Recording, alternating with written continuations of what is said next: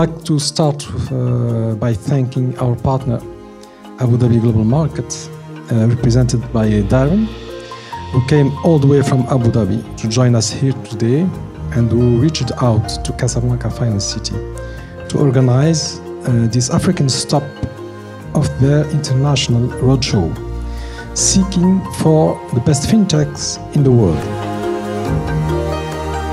The cities that are missing from there are New York, Shenzhen, Kigali, lots and lots of cities where we've found incredible talent that we'll be bringing to FintechAD Abu Dhabi. So I'm looking forward to seeing the pitches this afternoon, where one of the companies that pitch will be invited to FintechAD Abu Dhabi with a stipend to cover their expenses and join the Fintech 50.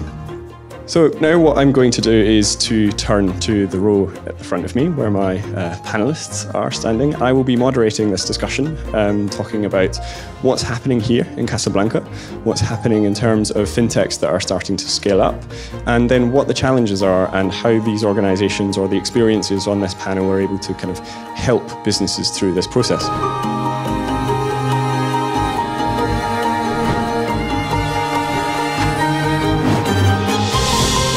We already finance right now more than 80 start entrepreneurs. They benefit from our grants and smart loans, and we invest across the because we are a fund of the fund. We invest in 4 startups involved also in fintech and health tech.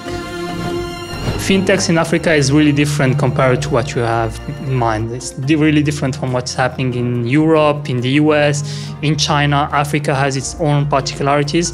Fintechs is an enabler for the sustainable development goals, to reduce the gender gap, to have access to financing, which is a lever for growth, basically. As a regulator, we can't be handing out money or things like that. So what we've done to make it easier or to build the ecosystem is to develop regulations to support.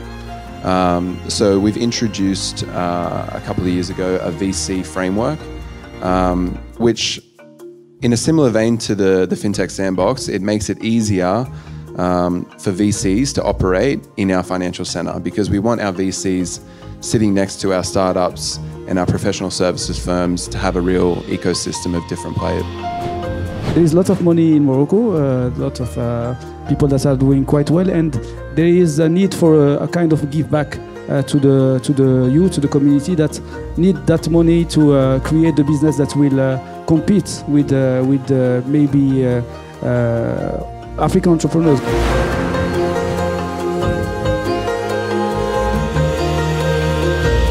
Less than 15% of Africans borrow money formally, and less than 20% of Africans save money formally.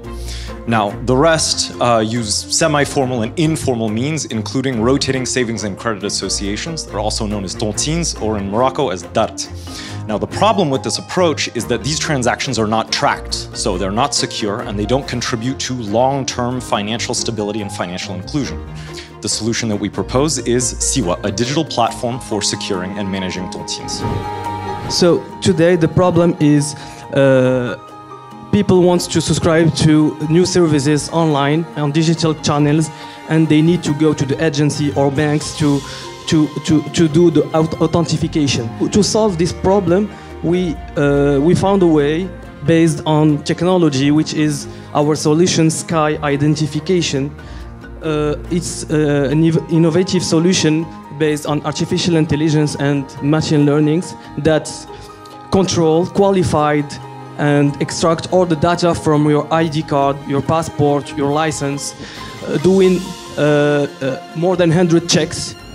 I was wondering how all asset managers are managing money for people without or taking into consideration everything, every single detail in the market, in the macroeconomy, in every market in every country. So the robo-advisor is a tool which is based on AI and also on machine learning, and which takes into consideration every single detail about the profile of the investor or executives or asset manager, the regulation aspects, every single detail. financial inclusion is really important, and the firearm that Banque Le Maghreb want to use in order to include financially Moroccan people is mobile payment. So what we want to do with Wafer is create an application that allows you to do something really simple. Go to your small grocer where you go every day and pay. If you pay with our smartphone application, have discounts.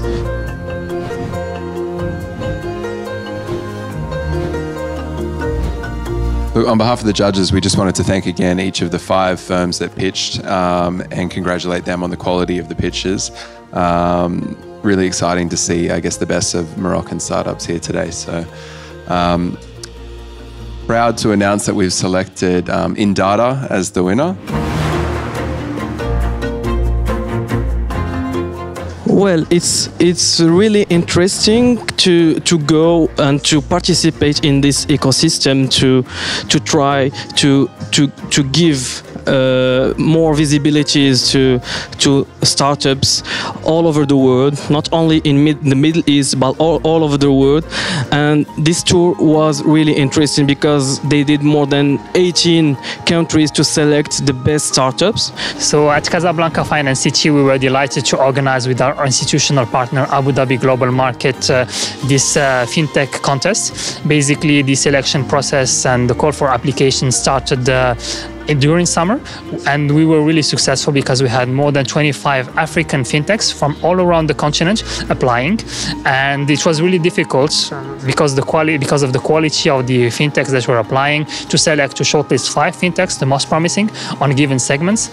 We are really happy by the output of the event today. I was very much impressed by the quality of the pitches, the innovative ideas that were brought to us.